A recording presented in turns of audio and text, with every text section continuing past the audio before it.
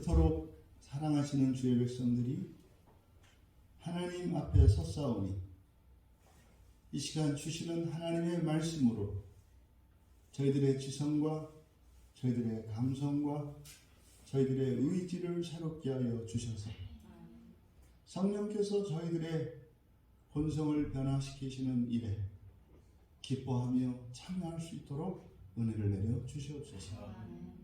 감사하며 예수님의 이름으로 기도하옵나이다.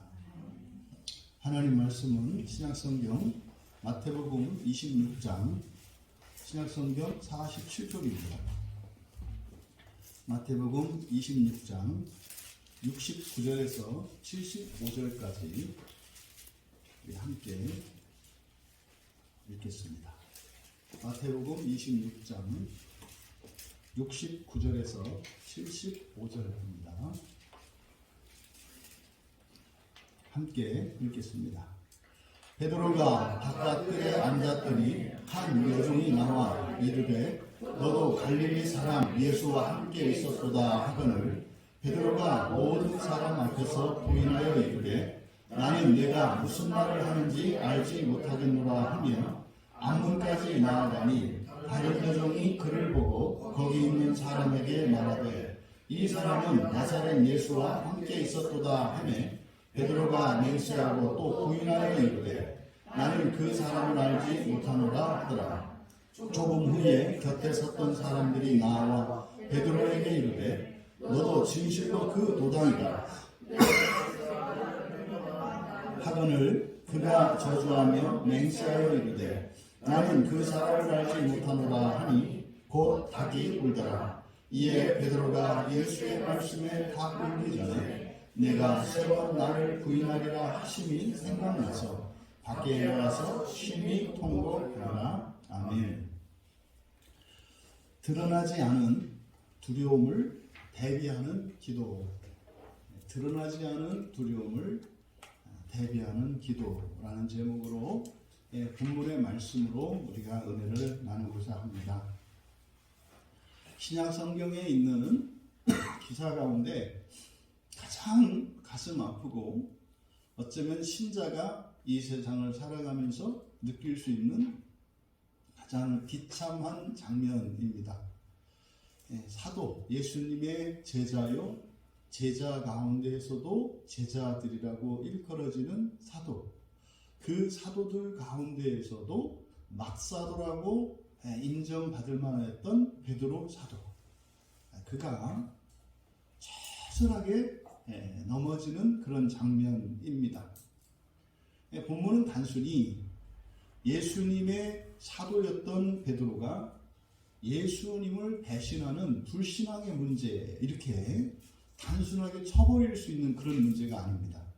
그래서 우리는 좀 더 구체적으로 베드로가 어떻게 예수님을 부인하게 되었는가 이것을 곰곰이 생각해보고 그 구체적인 이유를 우리가 알지 못하면 이 기사가 베드로가 이렇게 처절하게 넘어졌던 이런 일들이 계속해서 반복될 수밖에 없습니다.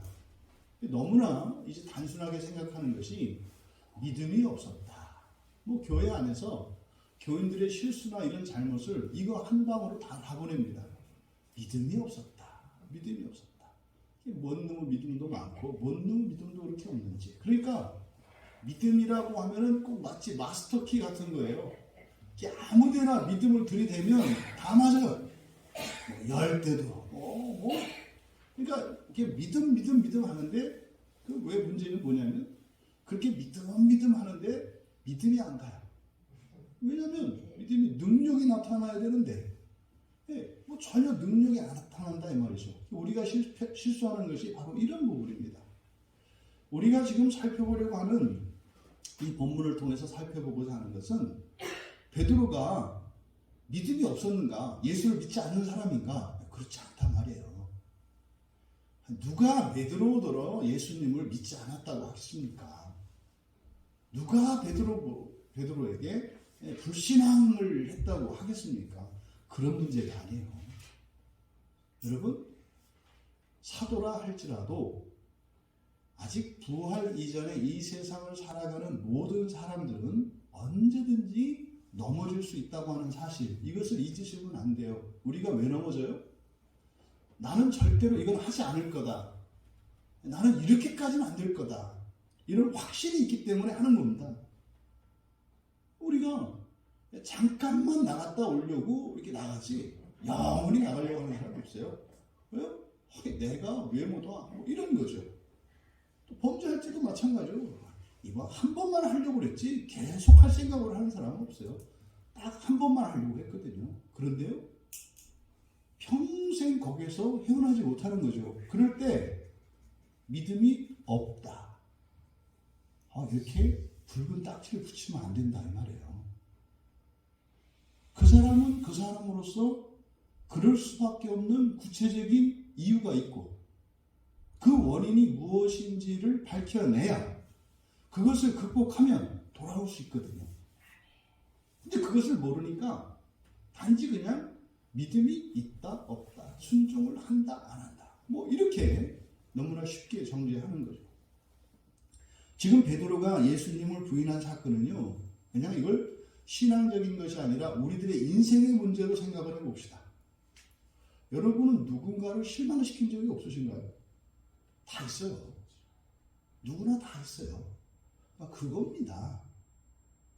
누군가를 실망시켰던 사건. 근데 그 실망시켰던 사건이 원한 사건이 아니에요. 원하지 않았던 사건인데 지나고 보니까 실망을 시켰고 내가 원하지 않았던 일을 하는 거예요. 그러니까 여러분, 이것을 마치 사도들이 또 이렇게 신앙의 세계에서만 이렇게 생각하지 마세요. 우리들이 일상을 살아가며 누군가를 실망시키고 내가 내 자신을 배신하고 그래서 이것은 씻을 수 없는 그런 치욕적인 기억을 가지게 되는 이런 일들이 누구에게나 규모가 크고 작을 따름이지 있다라는 사실. 우리가 이 말씀을 나누는 이유는 그랬다. 베드로는 못난 놈이었다. 나는 못난 인간이다. 이걸 얘기하고자 하는 게 아니죠.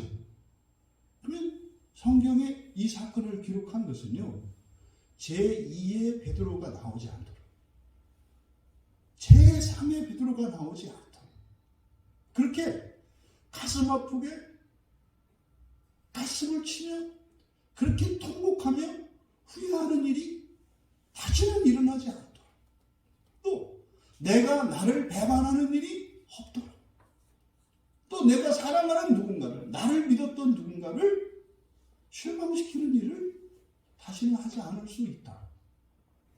그것을 위하여 우리에게 성경을 주신 거죠.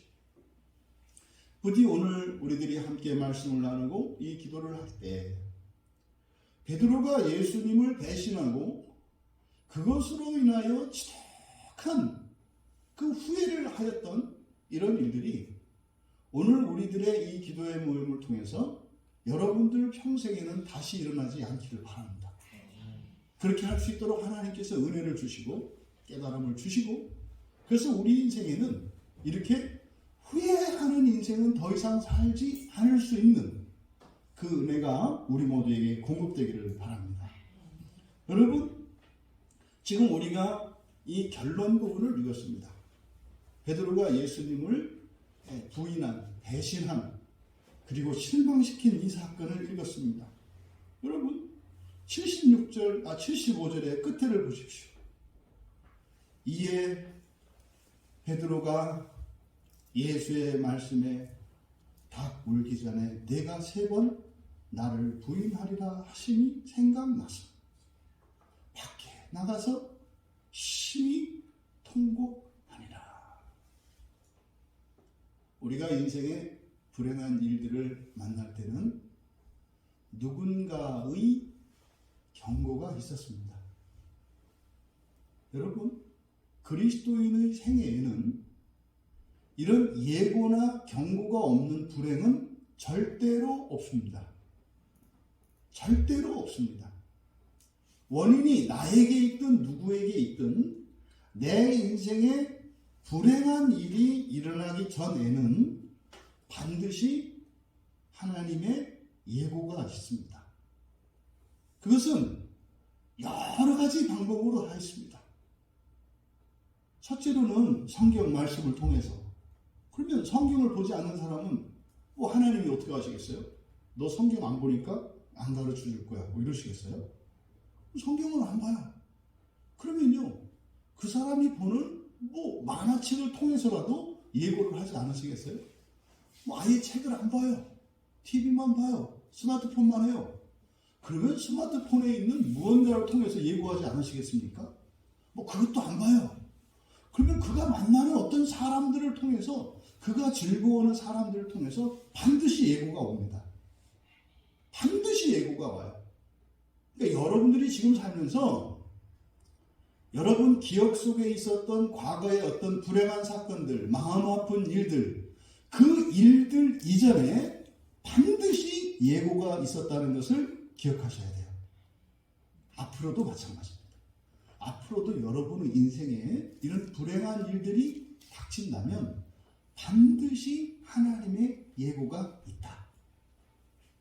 그런데 그 예고를 알아차리지 못하고 또 그 예고를 알아차렸다 할지라도 망각해버리고 또 그 예고를 알아차렸다 하더라도 믿지 않았을 때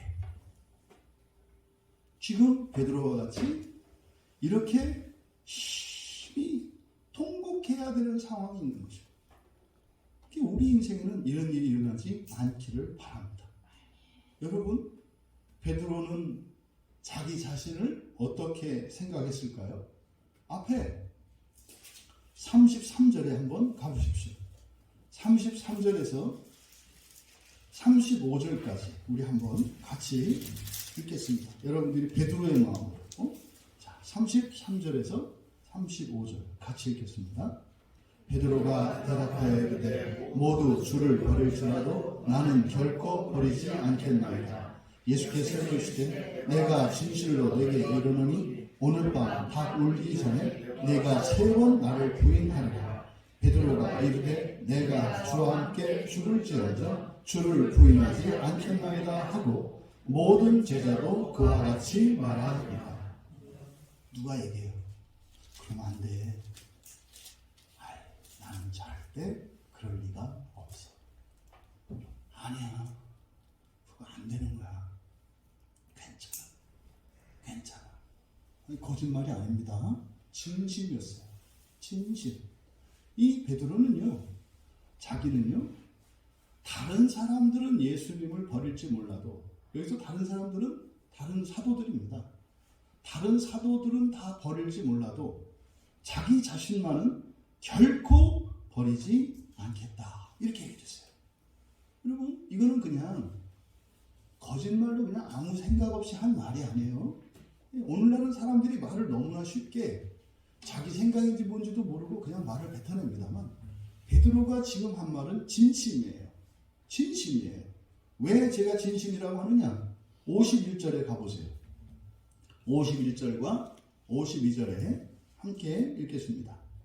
예수와 함께 있던 자 중에 하나가 손을 펴 칼을 빼어 대제사장의 중을 쳐 그 귀를 떨어뜨리니 이에 예수께서 이르시되 내 칼을 도로 칼집에 꽂으라. 칼을 가지는 자는 다 칼로 망하느니라. 아멘. 여러분, 예수님을 잡으러 군병들이 왔습니다. 거기에서요, 칼을 빼들고 그들을 향해서 대적한 사람이에요. 그러니까요, 베드로는 주님을 위해서 목숨 바칠 용의가 있어요. 여러분, 쉽지 않습니다. 여러분이 골목길을 가는데 4명, 5명, 여럿이 이렇게 짝을 지어서 이렇게 가는데 뭐 수십 명의 강도들이 여러분을 가로막고 위협할 때 그 가운데 누가 그 앞장서서 나가가지고 그들을 향해서 대적을 하겠습니까?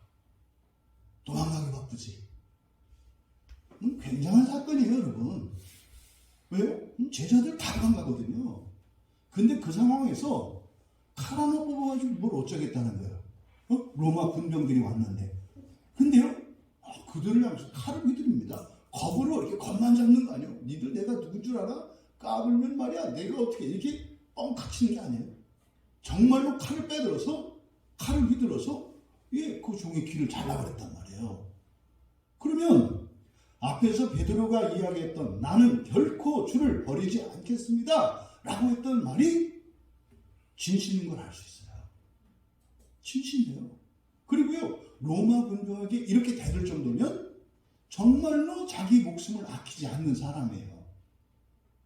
이것을 우리가 잊으면 안 됩니다. 그런데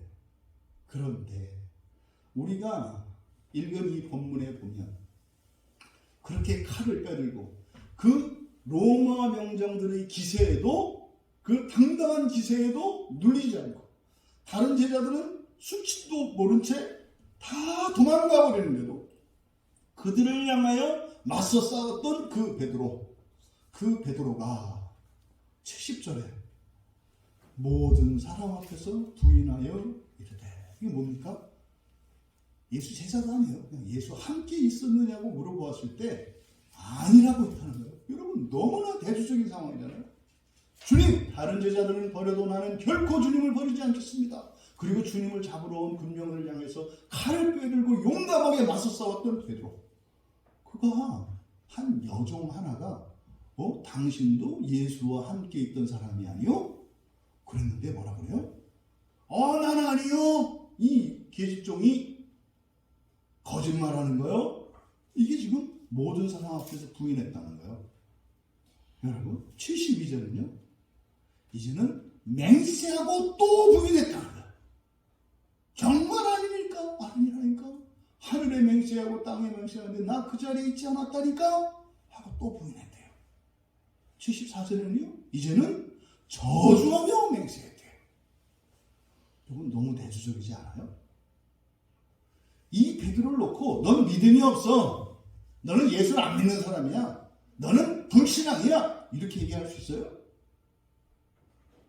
여러분, 예수님께 당당하게 진심으로 나는 주님을 안 버려요, 이렇게 말할 수 있는 사람, 누군가가 주를 향하여 공격하고 주님을 잡으러 올 때 맞서 싸워서 자기 안전과 목숨도 개의치 않고 그들과 맞서 싸웠던 사람, 그 사람을 이렇게 얘기할 수 있어요? 근데 교회 안에서는 이런 일이 너무 많이 일어나요.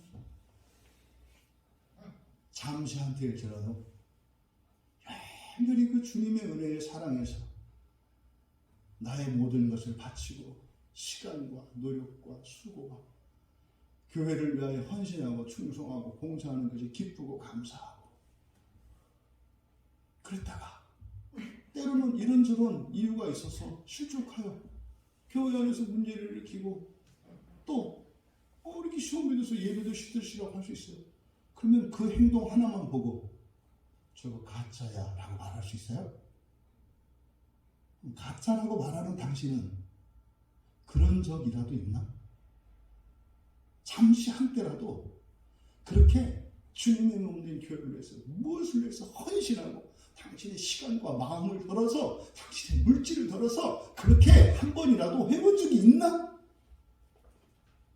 여러분, 얼마나 우리가 사람을 단박에 베어버리는지 몰라요. 교회 안에서 말입니다. 그러면요, 지금 베드로에게 도대체 이런 일이 왜 일어났겠는가? 그런데 이것이 단지 베드로 한 사람만의 일은 아닌 거죠. 왜냐하면 앞에 35절에서 베드로가 했던 이 말은 다른 제자들도 모두 다 똑같이 했다고 그러거든요. 주와 함께 죽을지언정 주를 부인하지 않겠나이다 라고 하는 이 말을 베드로가 하니까 모든 제자도 그와 같이 했다는 거예요. 주님, 저희들이 죽으면 죽었지 주님을 버리지 않겠어요? 라고 12제자 모두 다 얘기했단 말이에요. 우리가 읽기는 베드로 사도가 지금 배신한 것에 대해서, 부인한 것에 대해서 읽었습니다만 56절에 보세요. 그때 예수께서 우리에게 말씀하시되 너희가 강도를 잡는 것 같이 칼과 뭉치를 가지고 나를 잡으러 나왔느냐? 내가 날마다 성전에 앉아 가르쳤을 때 너희가 나를 잡지 아니하였도다. 55절 읽을 겁니다. 56절. 그러나 이렇게 된 것은 다 선지자들의 글을 이루려 함이니라 하시더라. 이에 제자들이 다 예수를 버리고 도망하니라. 여러분, 망한 거 아닙니까? 예수님이 죽은 사람을 살리고 귀신을 쫓아내고 안진뱅이를 일으키고 맹인의 눈을 뜨게 하시고 여러분 귀머거리의 길을 열게 하시고 축복병자를 일으키고 문둥병자를 고치는 게 무슨 소용이 있어요? 마지막에 예수님께 남는 것은요? 아무도 없었다. 여러분 이거를 너무 멀어요. 예수님께 적용하면. 우리 교회를 적용을 하자고요. 우리 교회에서 예를 들어서 매 주일마다 기적이 막 일어나요. 예? 말기암 환자가 왔는데 예배를 드리는데 몸이 가뿐해지는 거예요. 이상한 거예요. 하도 이상해서 그 다음날 병원에 가봤는데 암 세포가 없어졌어요. 긴가민가해서 2차, 3차 병원에 가서 다 했는데 없어진 거예요. 나 원래는 암 환자였는데 교회에서 예배 한 번 드렸는데 암이 없어졌어요. 그러면 그 병원에서는 진료 기록 안 떼줘요. 오진이라는 얘기거든요. 어제까지 암세포가 있었는데 오늘 없어졌잖아요. 그 어제 내가 오진했다는 얘기거든요. 우리 증인이 여기 있다, 우리 증인이. 예, 나인시에 어렸을 때 눈이 굉장히 문제가 돼가지고 세 군데 병원을 다 가가지고 1년 동안 근데 정말 기도로 났어요. 찾아가는데 병원에서 난리치는 거예요. 이 양반이 지금 누구를 지금 잡을 일이 있냐고. 진료 기록을 안 떼줘요. 그러더라고요. 또요. 그냥 부도가 나가지고 부채가 몇 수십억이에요. 예? 근데 예배를 드리는데 막 은혜를 받았어요. 이야, 정말 예수가 내 인생을 바꿔줄 것 같은 거예요. 예? 야, 그렇구나. 정말 예수님이 십자가에서 죽어주신 게 나 죽어서 지옥 가지 않는 것뿐만 아니라 내 인생의 문제도 내 팔자도 완전히 바꿔주는 거구나. 내가 지금까지는 정말 인간 쓰레기와 같이 살았지만 거룩한 성자와 같이 살아갈 수 있는구나라고 하는 믿음이 확 들어오는 거예요. 그래서 나는 날 때부터 죄도 한 번 지은 적이 없고 누군가가 뭐라고 해도 결코 화를 내거나 이러지 않는 사람인 것처럼 믿어지는 거예요. 이상한 거예요. 그러니까 지금 수십억 부채 때문에 지금 당장 길거리에 나앉게 돼 있는데 마음이 평안해지는 거예요. 대책도 없는데. 이 예배를 드리는데 자꾸 전화가 와가지고 꺼버렸어요. 예배를 마치고 은혜를 받고 정말 가슴 꽉 찬 마음으로 나가요. 그래 이제 전화를 끊었으니까 켰어요. 그때부터 연락이 왔어요. 아이고, 이 집안 친척 중에 하나가 어마어마한 부자인데 상속자가 나밖에 없다는 거 아니에요? 그래서 뭐 재산이 물려받을 게 뭐 수천억이나 뭐라고. 그런데 이런 일이 매주 계속돼요. 소문 날까요? 안 날까요? 나요? 금방 나요. 군산? 가까워요. 대구? 가까워요. 일본, 중국 사방에서 몰려들 거고요. 뭐 저를 막 청빙하고 난리 나지 않겠어요? 한 번만 와달라고? 에? 난리 나죠. 또 여러분은 안 된다고 할 테고. 그럼 뭐 사방팔로 와달라고 난리 날 거 아니에요? 그래서요?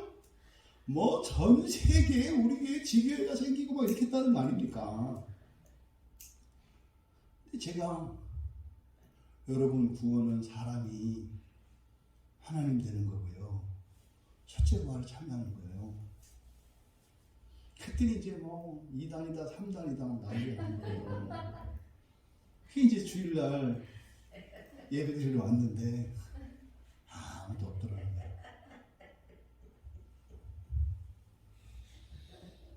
지금 이게 그 상황이에요. 은혜를 받았니? 어쨌니? 정말 내 인생이 바뀌었니? 내 평생에 상상할 수 없었던 일들이 일어났느니? 그런데 얼굴이 안 보여요. 한 사람도. 이게 지금 이 상황이에요, 여러분. 그러니까 제자들은요, 예수를 버리고 도망갔다 이렇게 돼 있잖아요. 훨씬 문제네. 여러분, 이런 일이 왜 일어나는가? 이걸 단지 믿음이 있고 없고 나는 뭐 인간이 그렇고 나는 뭐 신앙심이야 이렇게 가지 마라 이 말이에요. 믿음이 좋은 베드로도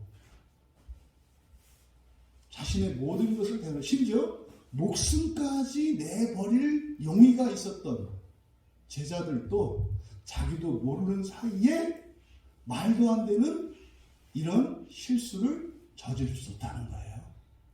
그 실수로 사람을 판단하지 마라. 1차적으로 여러분도 여러분 자신을 여러분의 행위로 판단하지 마세요. 거기에 맡기는 거예요.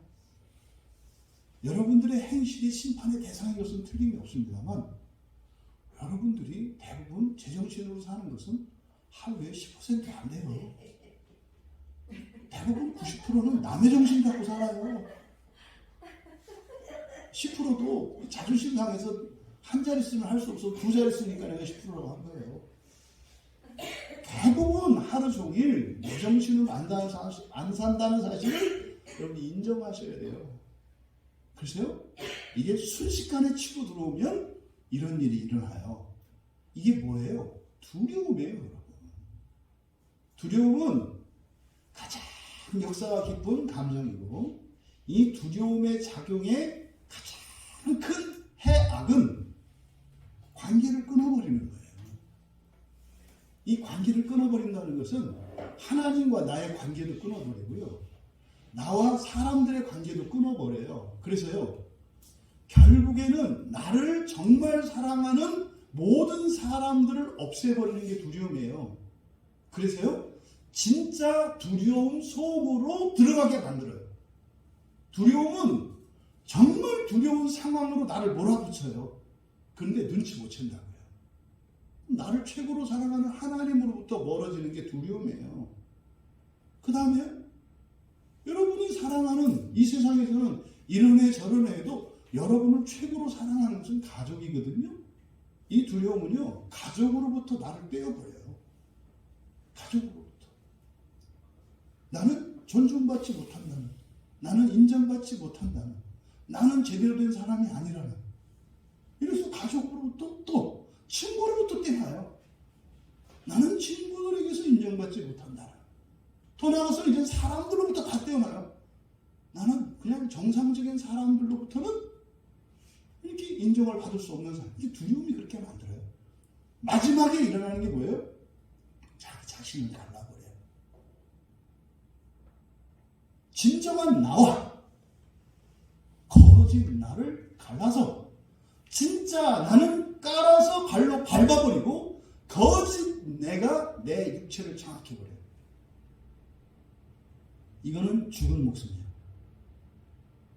이거는 손에 힘만 주면 죽어요. 언제 죽을지 몰라요. 이게 두려움이 하는 일이에요. 지금 예수님의 제자들에게 두려움이 역사에서 한 일은 주님과 이들 사이를 갈라놓고 목적은 그것으로 인해서 죄책감을 느껴서 자기 자신과 거짓 자기 자신을 분리시킨 다음에 거짓된 자가 죄가 내 자기의 육체를 제자들의 육체를 장악하게 만드는 거예요. 그래서 어떻게 되는 거예요? 자폭하는 거예요. 가룟 유다가 자살하잖아요. 가룟 유다가 자살한 것은 다른 거 아니에요. 두려움 때문이에요. 두려움 때문에. 근데 이 두려움은 여러 가지로 포장이 되어서 나타납니다. 여러 가지. 그러면 이 두려움이 한번 내 안에서 역사하면 어떻게 된다? 내가 원하지도 않았고 나도 상상할 수 없었던 이런 일을 저지르게 된다는 사실을 여러분들이 아셔야 한다. 그래서요, 여러분들이 어떤 두려움의 대상들 있잖아요. 이건 이미 드러난 거예요. 우리가 지금 기도하면서 말씀을 보면서 살펴봤잖아요. 하나님, 내가 뭘 두려워합니까? 지금까지 살아왔던 인생을 돌아보면 여러분들이 두려워하는 대상을 발견할 수 있거든요. 그리고 왜 두려워하는지 알 수 있거든요. 그래서요, 거짓된 두려움과 참된 두려움을 정돈해서 거짓된 두려움은 버리고 정말 내가 두려워하는 것이 타당한 그 두려움의 대상들을 대책을 세우거나 아니면 나에게 힘이 없어서 기도함으로써 하나님께서 내 두려움의 원인들을 제거할 수 있잖아요. 근데 문제는 드러나지 않는 두려움이에요.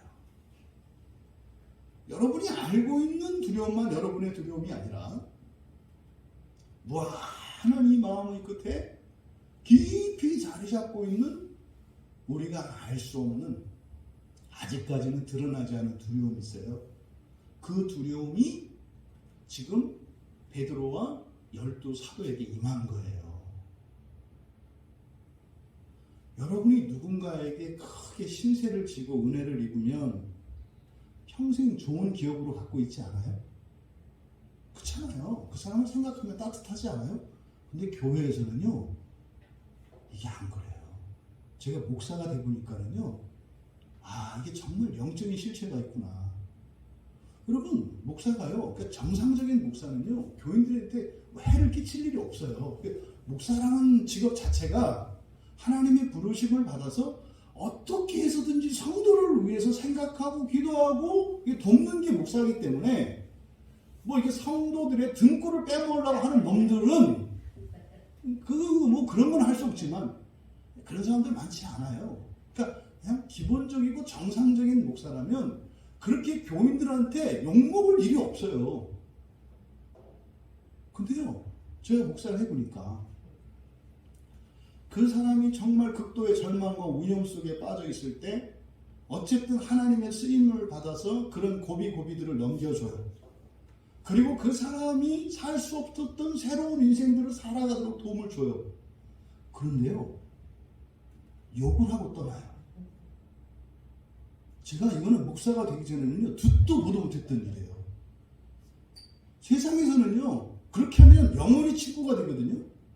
평생 친구가 돼요. 나는 잊어버렸는데도요, 몇십 년 만에도 찾아와서 그 얘기를 한다니까요. 그럼 그렇잖아요. 용산에 있는 그 천억대 부자 그 집사님, 우리 집에서는 다 잊고 있었어요. 근데 그분은요, 평생을 잊지 않고 살았어요. 왜? 지금 40년도 넘게 몇 년입니까? 그게 86년이니까. 그럼 거의 40-50년 전에 입었던 은혜를 평생 하루도 잊은 적이 없대요, 이분이. 그래서 그 아내한테 평생 그 얘기를 했다. 세상은 이래요. 한 번 은혜를 입어도 평생 은혜를 알고 그걸 빚진 마음으로 살아가요. 근데 교회는요? 씹어요. 제가 정말 목사가 되고요, 처음에는 되게 놀랐어요. 어떻게 이런 일이 일어나지? 이해가 안 되더라고요. 이게 뭐예요, 여러분? 신자들의 마음속에 두려움이 들어가면요, 상대방으로부터 은혜를 받은 것조차 원수로 생각하게 돼요. 이거는 인격의 문제거나 이런 게 아니에요, 여러분. 두려움이 이렇게 무섭다니까요. 두려움이 한번 훅 들어가 버리면은요, 정말로 내가 사랑하는 사람인데요, 세상의 그 어떤 원수보다도 더 원수처럼 생각한다니까요. 이게요, 뭐 때문에 그렇다? 두려움 때문에 그렇다. 그러니까 그냥 이성적으로 생각하면 알아요, 여러분. 그러니까 그래야 할 이유가 없는데 내가 그렇게 살고 있어요. 여러분 인생에도 이런 일이 일어나지 않는다는 보장이 없어요. 그러면요, 두려움이 여러분을 잡아버리면 후회할 짓을 할 수밖에 없어요. 사람을 실망시키며 살아갈 수밖에 없어요. 나도 원하지 않았던 일을 하면서 살아갈 수밖에 없어요. 이거는 여러분이 인정하셔야 돼요. 지금 이 베드로의 기사를 넣은 건 이거, 여기서 여러분 허풍 떨면 안 돼요. 베드로나 제자들은 목숨을 바칠 용의가 있었다니까요. 그리고 목숨 바치는 일도 안 했다니까요. 너 거기 있었지, 그랬다고 했을 때 몇 대 얻어맞고 쫓아나든지 이거밖에 더 했겠어요? 근데 말도 안 되는 일이 일어났잖아요. 그럼 방법은요, 딱 하나예요. 두려움에게 먹히지 말아야 돼요. 두려움에게 먹히지 말아야 돼요. 그러면 베드로가 그리고 사도들이 꼭 이렇게 예수님을 부인하고 예수님을 버리고 도망갈 수밖에 없었을까? 여러분 앞에 41절에 한번 가보세요. 41절 같이 읽겠습니다. 시험에 들지 않게 깨어 기도하라. 마음에는 원이로되 육신이 약하도다 하시고. 한 번 더 읽겠습니다. 시험에 들지 않게 깨어 기도하라. 마음에는 원이로되 육신이 약하도다. 한번 눈 감아보세요. 여러분들 다 잠깐 눈 감아보세요. 눈 감으시고 제가 읽을 테니까 따라해보세요. 시험에 들지 않게 깨어 기도하라. 시험에 들지 않게 깨어 기도하라. 시험에 들지 않게 깨어 기도하라. 시험에 들지 않게 깨어 기도하라. 마음에는 원이로되 마음에는 원이로되 육신이 약하도다. 육신이 약하도다. 마음에는 원이로되 육신이 약하도다. 마음에는 원이로되 육신이 약하도다. 예, 눈을 뜨십시오. 이미 41절에서 예수님의 예고가 있었어요. 두려움이 너를 장악할 것이다. 두려움이 너를 장악할 것이다.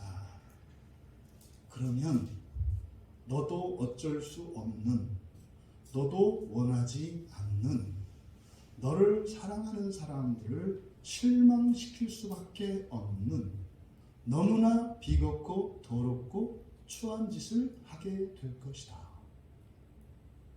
이것을요, 제자들이 받아들이지 않은 거예요.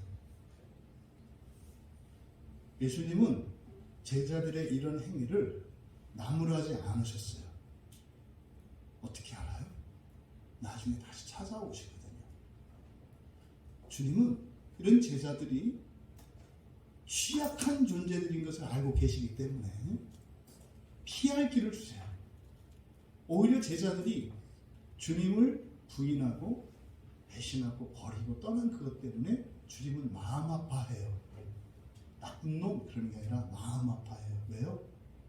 저 녀석이 또 자기들이 한 짓 때문에 얼마나 후회하고 자책하고 자기 자신을 그렇게 자학할까 아시니까 알거든요.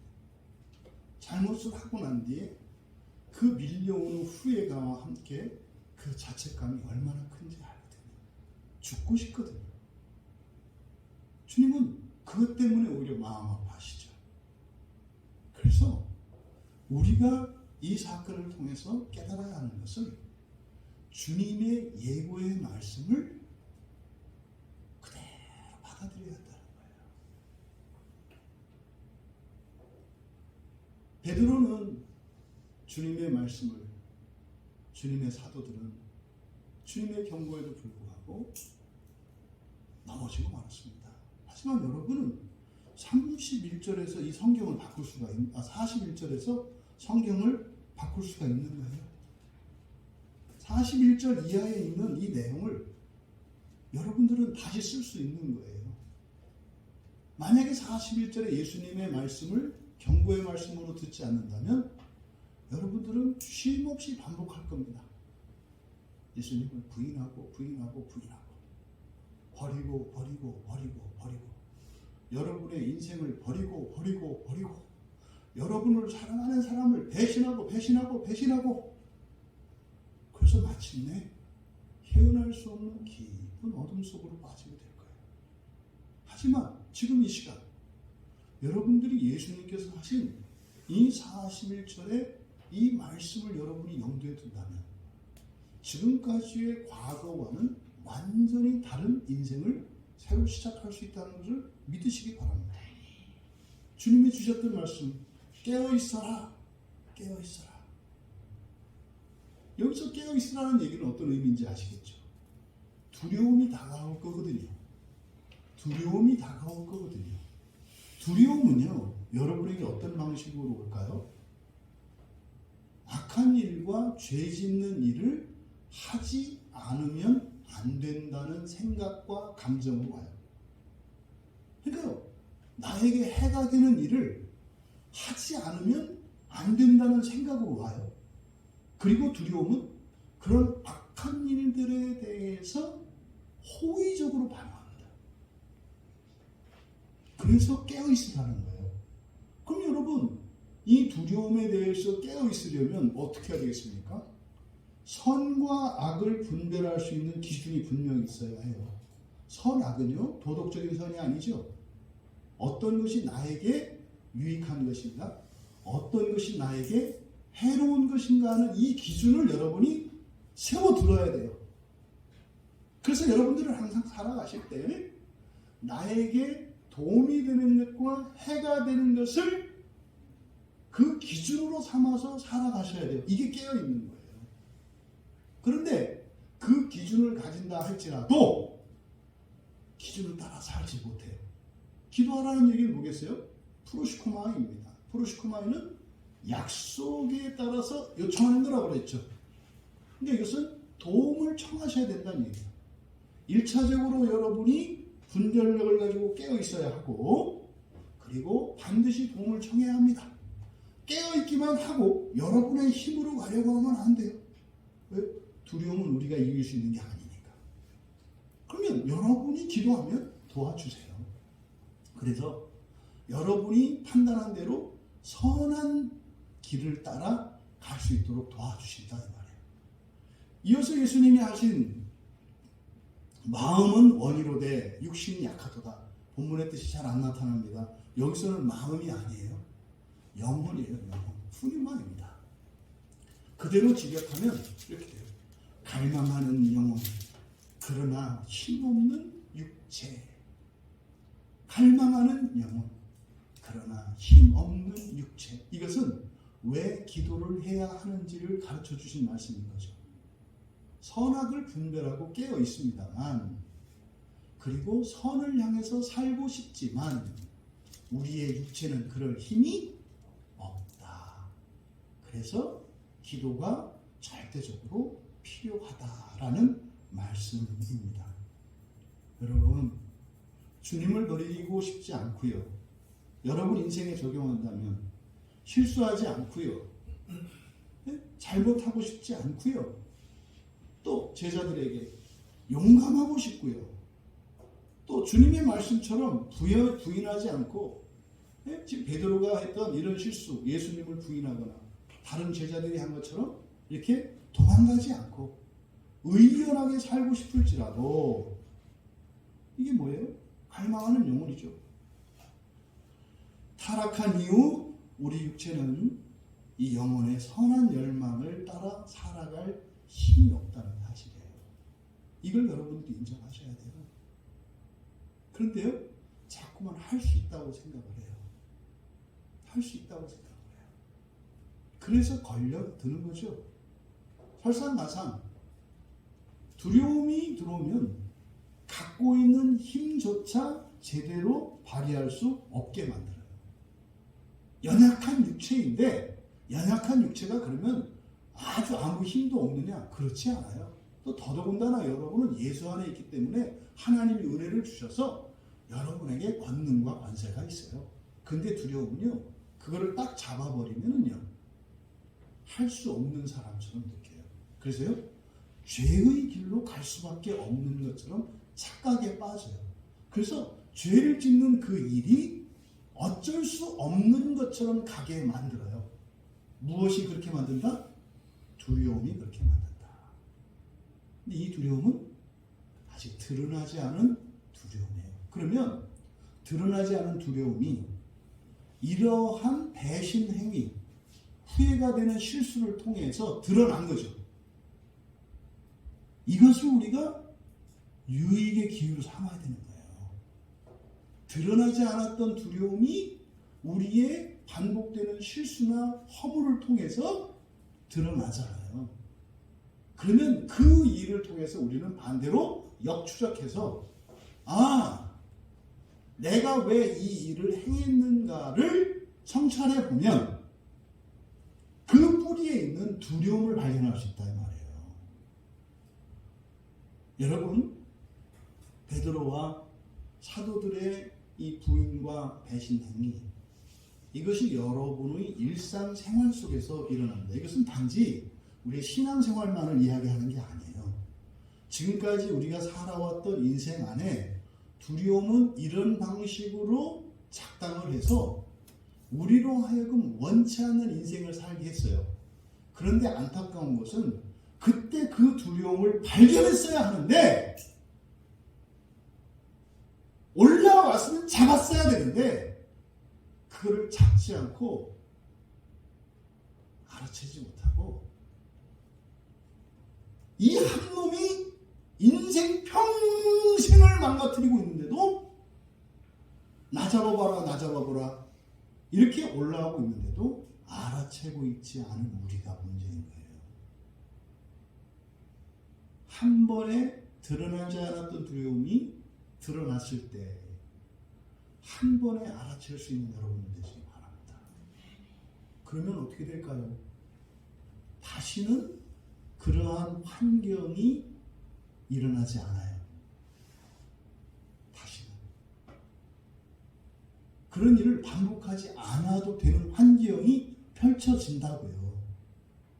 그런데 여러분이 그 두려움을, 올라왔던 두려움을 발견하지 못하면 평생 그런 일에서 못 벗어납니다. 세트는 바뀌어요. 무대의 세트는 계속 바뀌지만 이 두려움이라는 놈을 잡아 죽이지 않으면 여러분 인생은 거미줄에 걸린 이 먹이에 불과해요. 이 두려움이라고 하는 거미줄을 끊어내시고 참되고 자유로운 여러분들의 인생을 살아가실 수 있게 되기를 바랍니다.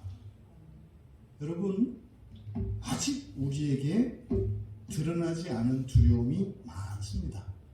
하지만 그 두려움은 우리의 일상생활 속에서 후회와 배신과 또한 다른 이들을 실망시키는 악한 일들을 통해서 두려움이 올라옵니다. 그 행위에 집중할 것이 아니라 그런 행위를 도발하고 작당하는 두려움을 잡아내는 기회로 삼아라. 그러면 한 번의 실수를 통해서 여러분 자신은 물론이요, 여러분 주변에 있는 사랑하는 이들은 물론이요, 더 나아가 이 땅에 아직 태어나지도 않은 여러분의 후손과 먼저 사셨던 여러분들의 선주에게까지도 크게 선한 영향력을 미칠 수 있다고 하는 사실, 그것을 기억하시고 이렇게 드러나지 않은 두려움이 어떤 방식으로 우리의 삶에 역사하며 그것을 위해 어떻게 대비해야 하는가 하는 예수님이 가르쳐 주신 깨어서 기도하라고 하는 이 말씀을 붙들고 다시는 이 두려움이 여러분의 인생에 여러분이 원하지 않는 일을 행하며 살아가게 하는 일이 다시는 일어나지 않기를 주님의 이름으로 축원합니다. 우리 말씀을 생각하며 기도하는 시간을 갖도록 하겠습니다. 여러분들이 오늘 말씀을 듣고 깨달은 것이 있고 분명히 있어요. 성령께서 분명히 지금 오늘 이 시간을 통해서 여러분 마음에 어떤 생각을 주시고 어떤 느낌을 주세요. 그거 붙잡으셔야 돼요. 그거 놓치지 마세요. 그게 성경의 음성이에요. 그게 하나님의 음성이에요. 여러분을 살리시려고 하는 것이고 그게 여러분 한 개인만의 문제가 아니에요. 여러분 한 개인을 통해서 여러분의 가족과 일가 친지 이 시대 이 나라 이 민족까지 구원하시려고 하는 거거든요. 놓치시면 안 돼요. 오늘 여러분들이 말씀을 들으며 머릿속으로 떠오른 생각들, 또 여러분 마음에 떠올랐던 이런저런 생각들, 또 바램들, 이랬으면 좋겠구나, 이것을 이렇게 바꿨으면 좋겠구나, 또 여러분의 들었던 이런 감정들, 그것을 잘 성찰하시고 붙잡으면서 우리 함께 기도합니다. 하나님, 오늘 말씀 가운데 주셨던 이 은혜를 제가 잃어버리지 않기를 원합니다. 그래서 여러분 마음에 새기고 그래서 이 말씀으로 나를 새롭게 하여 주시옵소서. 우리 말씀의 은혜를 생각하며 잠시 기도하고 찬양을 좀 이따 하겠습니다. 말씀을 생각하면서 잠시 기도하는 시간 갖겠습니다. 우리 김동희 집사님은 찬양 준비해 주시고요. 그 말씀을 믿고 그 말씀으로 성령께서 역사하신다는 것을 믿으면 여러분 지금까지 살았던 인생과 다른 인생을 살 수 있습니다. 여러분이 살 수 없었던 인생도 살 수 있게 됩니다. 이 시간 우리가 하나님 하늘문을 여셔서 이 시간 나를 새롭게 하여 주시옵소서. 오늘 제가 붙들은 이 말씀의 은혜를 평생 놓치지 않게 하시고 날마다 거룩한 삶을 살게 하옵소서. 믿음으로 여러분들이 함께 찬양하겠습니다. 하늘의 문을 여셔서 이곳을 주목하소서.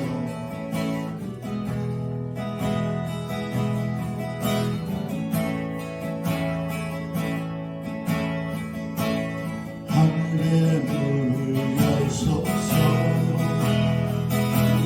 이곳을 주목하소서.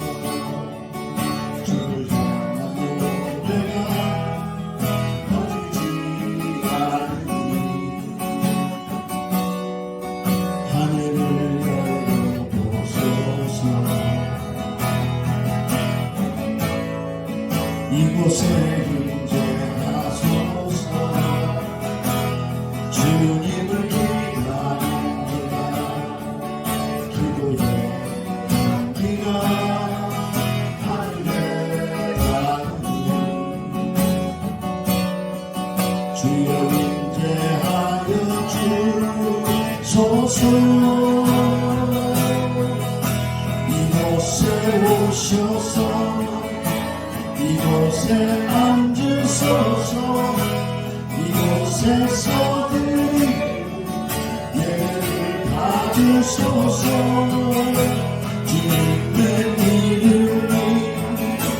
주님의 이름만이 오직 주의 이름만 이곳에 있습니다. 이곳에 오셔서 이곳에 앉으소서. 이곳에서 예배를 받으소서. 내 이름이 주님의 이름만이 오직 주의 이름만 이곳에 있습니다. 하늘의 문을 여소서. 하늘의 문을 여소서. 이곳을 주목하소서. 이곳을 주목하소서. 주를 향한 노래가 꺼지지 않으니 하늘을 열고 보소서. 이곳에 임재하소서. 이곳에 임재하소서. 주님을 기다리는 기도의 향기가 하늘에 닿으니 주여 임재하여 주소서. 주여 임재하여 주소서. 이곳에 오셔서 이곳에 앉으소서. 이곳에 앉으소서. 이곳에서 드리는 예배를 받으소서. 주님의 이름만이 오직 주의 이름만 주의 이름만 이곳에 있습니다. 이곳에 오셔서 이곳에 앉으소서. 이곳에서 드리는 예배를 받으소서. 주님의 이름만이 오직 주의 이름만 있습니다. 이곳에 오셔서 이곳에 앉으소서. 이곳에서 드리는 예배를 받으소서. 주님의 이름만이 오직 주의 이름만 이곳에 있습니다. 우리 함께 기도합니다. 주님, 하늘 문을 여시고 이곳을 보시옵소서. 이곳에 앉으시옵소서. 나의 마음을 보시옵소서. 나의 인생을 보시옵소서. 이곳에 오셔서 나를 만져주시고 내 인생에 나의 마음에 두려움이 역사하지 않도록 하나님 나를 붙들어 주시옵소서. 이 시간 하나님의 은혜를 구하면 하나님 나의 마음을 주장하여 주시옵소서. 나의 마음에 두려움이 들타지 않게 하여 주시옵소서. 나의 인생이 다시는 후회 없는 인생을 살아가게 하여 주시옵소서. 우리가 함께 기도합니다. 두려움 때문에 그동안 우리가 여러분의 인생에 큰 손해를 받고 피해를 받습니다. 근데 그것이 두려움 때문인지 몰랐고요. 그게 그냥 나의 잘못이고 또 일이 좀 틀어져서 그런 것으로 알았습니다. 그래서 우리가 맨날 후회하고 그랬으면서도 이렇게 바뀌지 않고 극복되지 않고 똑같은 일들이 되풀이 되었던 겁니다. 이 시간 두려움 때문에 그동안 내 인생에 일어났던 이 모든 일들이 다시 반복되지 않도록 우리가 함께 기도할 때 먼저 하나님, 정말 내 인생에 일어나는 이런 불행의 큰 원인이 이렇게 드러나지 않았던 두려움인 것을 알게 하셨습니다. 베드로가 주님을 저주하고 부인한 것, 이것은 단순한 개인의 잘못이고 잘했고 못했고 이렇게 판단할 수 있는 게 아닙니다. 두려움의 문제로 보아야 합니다. 그러려면 먼저 여러분들이요, 여러분의 신분과 본분을 분명히 깨닫고 망각하시면 안 돼요. 내가 누구인가를 잊으시면 안 돼요.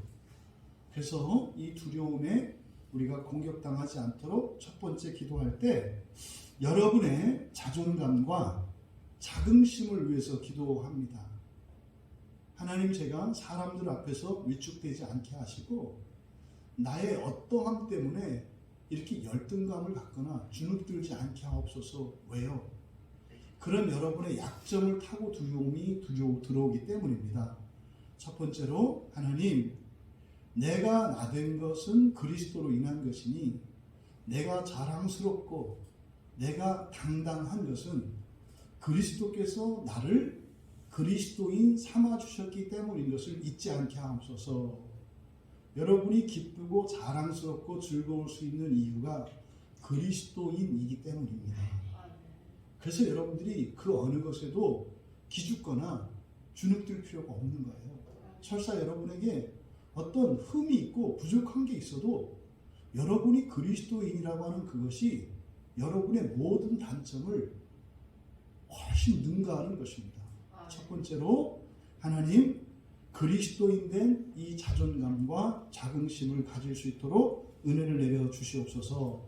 두 번째로, 이 두려움이 여러분의 이 그리스도인의 이 본분을 망각시키려고 할 때 분명히 여러분에게 그 두려움이 역사할 때 여러분이 눌리게 되고 그렇게 하지 않으면 안 될 것 같은 마음과 생각들로 여러분을 강박합니다. 그럴 때 여러분들이 버틸 수 있는 것은 굳건한 사명감입니다. 굳건한 사명감. 하나님, 나의 사명이 무엇인지. 사명이라는 것은 여러분이 왜 이 세상에 태어났는지, 그리고 여러분이 살아가면서 여러분을 통해서 일어나는 일들이 무엇인지를 깨닫는 거예요. 그 사명감의 첫째는 여러분들은 하나님의 자녀로 부름받았기 때문에 신적 존재로 하나님 자녀로 되어가는 것, 이것이 첫 번째 여러분의 사명이고, 그것을 통해서 여러분에게, 가족들에게 선한 영향력을 행사시키도록 한 거예요. 그래서 여러분들은 여러분 가족 안에서 n분의 1의 사명이 있어요. 여러분 가족들을 위해서 여러분들이 살아야 할 인생이 있다, 이 말이에요. 또 여러분이 속한 이 교회를 위해서도 해야 할 그런 일들이 있어요. 또 이 나라와 민족과 이 시대를 향한 여러분의 몫이 있습니다. 그 사명은 여러분이 하지 않으면 안 된다는 얘기가 아닙니다. 그렇게 하면서 여러분을 완성시켜 간다는 이야기예요. 자, 첫 번째로 우리가 두려움 때문에 다시는 우리의 인생이 후회하는 인생이 되지 않도록 기도할 때 그리스도인으로서의 그 본분을 망각하지 않고 그리스도인의 자존심과 자긍심을 가질 수 있도록 기도하시고, 두 번째로 여러분의 사명을 위해서 기도할 때 여러분 자신의 구원을 이뤄가는 것과 또 여러분을 통해서 여러분의 가족과 이웃과 이 나라와 민족과 교회와 시대가 함께 구원을 이루어가는 이 사명감을 굳건히 가질 수 있도록 은혜를 달라고 우리 같이 기도합니다. 두 번째로 우리가 함께 기도할 때 여러분, 우리의 힘과 능력으로 또 우리의 생각으로 이 두려움의 속임을, 두려움의 이 강압을 우리가 감당할 수 없습니다.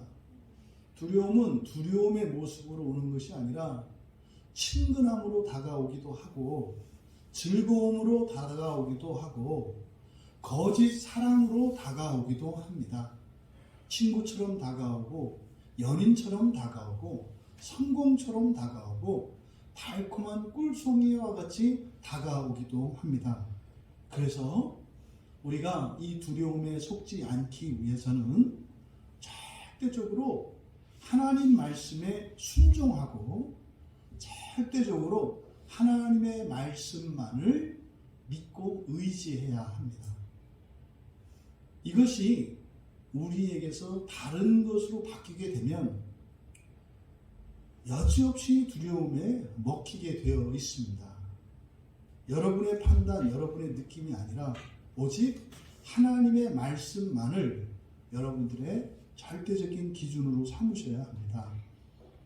그래서 우리가 이 하나님의 말씀만을 절대적으로 순종하기 위해서 우리가 기도할 때 첫 번째로 하나님, 내 기준, 내 판단, 또 이러한 상황 논리에 휩쓸리지 않고 오직 하나님의 말씀, 주님의 말씀만을 기준으로 살게 하여 주시옵소서. 여러분, 그때 그 순간이 되면 막 갈등이 와요. 생각나는 하나님의 말씀과 내가 하고 싶은 대로 하고 싶은 나의 어떤 법과 기준 사이에 막 싸움이 일어납니다. 그때 하나님의 은혜가 있어야 하는 거예요. 그때 그 순간에는요, 기도할 수 없습니다. 그때 그런 순간이 오기 전에 그 이전에 나에게 은혜가 있어야 그 선택의 기로에서 주님의 말씀을 붙들 수 있는 거예요. 그래서 첫 번째로 하나님, 이렇게 나의 법과 하나님의 법 사이에 선택의 기로가 놓일 때 나의 기준, 나의 판단, 나의 법을 붙잡는 것이 아니라 하나님의 말씀으로 인도받을 수 있도록 은혜를 주시옵소서. 지금 은혜를 주셔서 앞으로 일어날 그런 상황 속에 무염에 처하지 않도록 이 시간 은혜를 구하며 기도하시고, 두 번째로 내가 취약하고 나약한 자임을 인정하셔야 합니다. 나는 힘이 없다. 나는 그런 상황이 오면 극복할 수 없다. 이것을 인정하셔야 돼요. 근데 문제는 그 순간에 여러분이 여러분의 나약함을 지금 당장 인정하는 그 순간에 그때 틈이 생겨요. 기도하는 중에도 그 틈을 타고 두려움이 들어올 수 있습니다. 내가 아무것도 할 수 없다. 내가 두려움에 내 힘으로 싸우면 백전백패다. 라고 하는 이걸 여러분이 인정하는 순간 거기에 마음에 틈이 생기는데 그때 두려움이 우리 안에 들어와 버려요. 그래서 기도할 수 없게 하거든요. 그래서 여러분, 내가 나의 무능력을 인정하는 것과 주님의 전능하심과 주님이 함께 하신다는 것을 동시에 생각하셔야 돼요. 여러분이 믿고 있고 여러분의 힘을 믿는 것을 놓는 것과 동시에 다른 한 손으로는 주님의 손을 잡아야 한다 이 말이에요. 그래서 지금 두 번째로 우리가 기도할 때 하나님, 나는 나약한 자입니다. 하지만 나를 붙드시는 주님은 전능한 분이십니다. 내가 나를 내려놓을 때 주님께서 나를 잡아주시는 것을 믿습니다. 내 마음에 틈이 생기지 않게 하여 주시옵소서.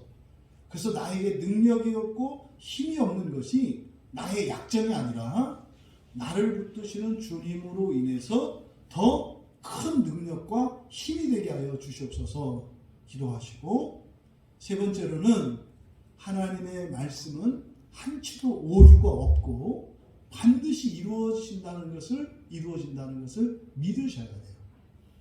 반드시 이루어진다는 것을 믿으셔야 돼요.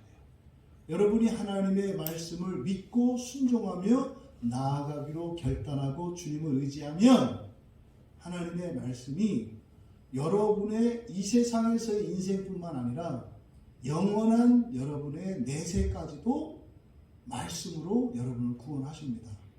그래서 세 번째로 기도할 때 이 말씀은 참으로 진리고 반드시 성취된다고 하는 이 믿음을 주시도록 우리 함께 기도하겠습니다.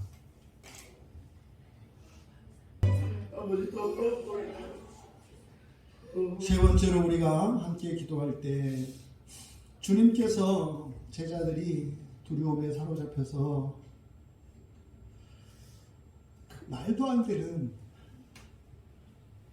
주님을 부인하고 주님을 공항 같은 것처럼 우리가 베드로와 그 사도들이 살았던 그런 인생을 우리는 되풀이하지 않을 수 있도록 주님의 말씀을 붙들고 기도합니다.